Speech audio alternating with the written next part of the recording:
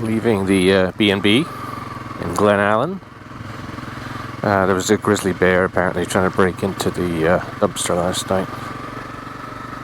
A lot of mosquitoes here. A lot. The weather is not meant to be this good, so I'm hoping it holds out for a while. Anyway, back to the main road, fuel, and then head south. Hopefully see some glaciers, see some ice today. I suspect we're going to be at some altitude for a while and it might get a little cold. It's amazing, just being cold in July. It's absurd. That's some view to wake up to. I still can't believe there's actually a Radio Shack. I don't believe that's true. Right, don't pick the diesel, don't pick the diesel. Believe me, I've almost done it before. I was tired enough after 12,000 miles. Now I know nobody asked for my opinion, but I would say don't buy a GoPro Mini or the GoPro 360. Very glitchy. Taslina Trading Post. Salmon dip nets. Guess that's a fishing thing? Alright.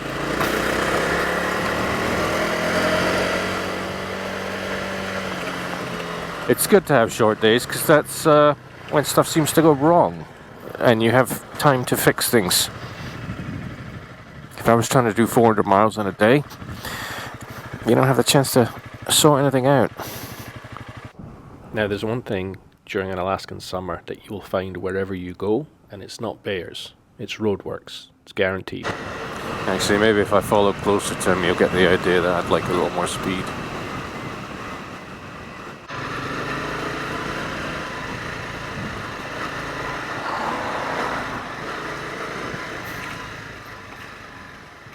Can't go this slow. Come on.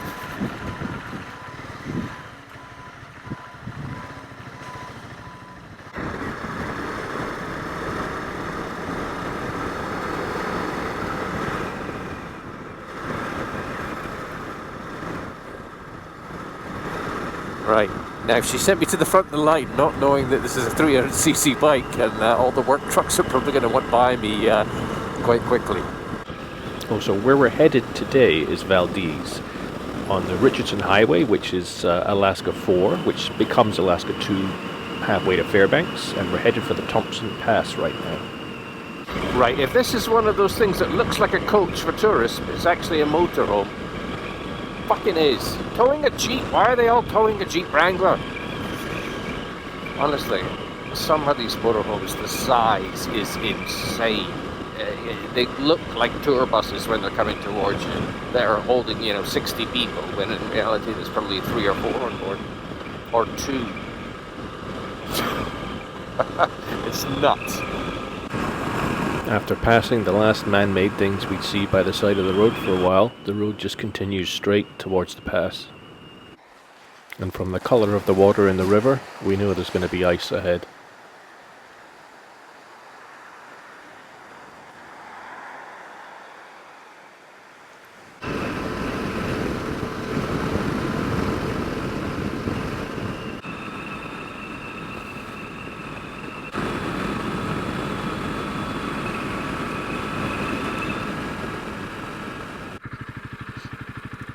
Oh, it's for the pipeline.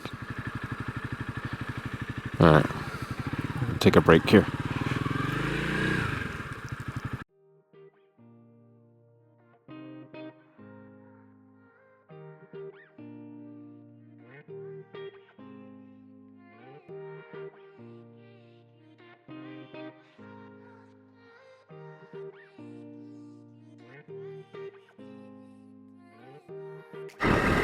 Oh, he's got his wipers on. Didn't think it was going to be that easy. The cold wind coming off that glacier is something stunning. Wow. This is the Thompson Pass. About 2,600 feet or something. This pass is actually the snowiest place in Alaska. Regularly sees 600 inches or 15 meters a year. The record for one storm, 974 inches. I guess we're heading down to the ocean down there. I won't lie, it's properly cold now. This is heated grips, winter gloves, windproof trouser territory. At least we're headed downhill. So the route down to Valdez might be one of my favourite roads in Alaska. Just the quality of the road is great. It's obviously all pretty new or well maintained, and but the scenery is stunning. It just doesn't stop. So far, without even having seen the town, I would say this diversion, 120 miles south, was worth it. I'm happy to ride this road again. But yeah, it's absolutely beautiful. And fairly quiet. A few bikes, work trucks, and a lot of large motorhomes, all towing Jeep Wranglers. The short wheelbase ones. Welcome to Valdez, city centre, 22 miles. Now this road reminds me a lot of the road into Stewart, British Columbia. You think you're just going to have to cover 30 miles of countryside? Nobody tells you how stunning it is going to be. We are just being dwarfed by all this.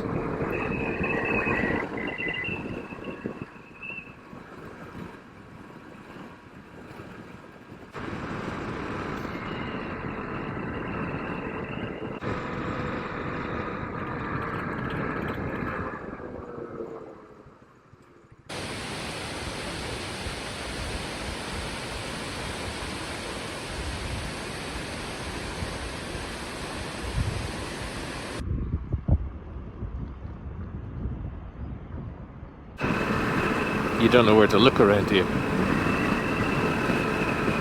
Amazing waterfalls. Slightly worried that one big rock slide and we get trapped here for a while, and we can't afford to be held up too much. But it is amazing. Feel like you're at the top of the world. So the reason I picked this place is pretty simple. Like Whittier, there's one way in and one way out, and that always seems to produce something interesting. Except for the fact Valdez has more than 250 people. There's about 4,000. Hotel and suites. Auto parts. Four-wheeler for sale. The Prospector.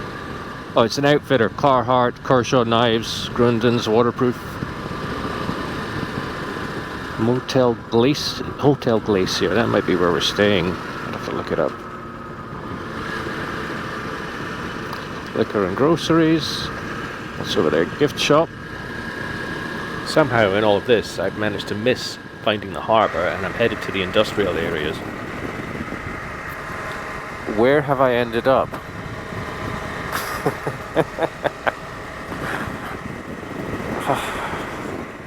It's green and wet. I could have gone to Scotland. Alright, we're going to take this all the way to the far edge of town. There is a waterway up there. I think we might have seen the centre of town already. St. Patrick's Estates. The Irish have made it. Wow. I wonder if anybody's panning for gold. A couple of people down there. Time to turn around and get warm somewhere. Let's go find a cup of coffee. I always tell people that on a big ride, the second hardest day is day one.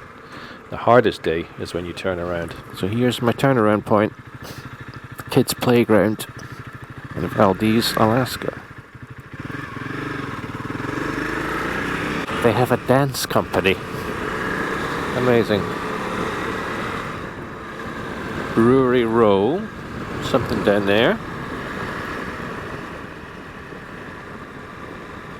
Convention Centre. Right, now we're getting to the scenic bit. The ferry terminal. Couple of bikes. And there's the ramp for the ferry. Unfortunately, it's not a ferry that's going to help me in any way.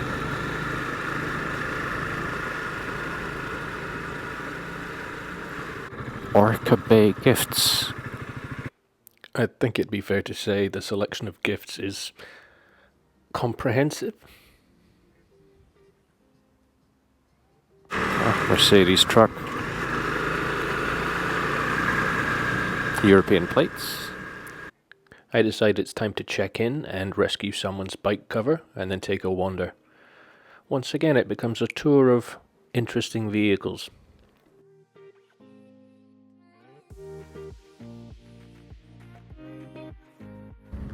One thing you can't fail to notice in this town is that it is absolutely dwarfed by the mountains that surround it.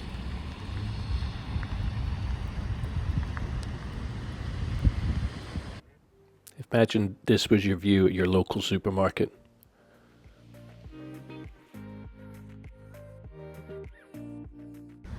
I finally managed to find the harbour. The bluest water you've ever seen, caused by all the melting glaciers. This was definitely worth the trip. I wonder if that's the boat that caught my dinner. Just might be, because I'm going to have the halibut. What's going on here? Up next, I find some weird roads, get lost a little bit, and we head for another border crossing.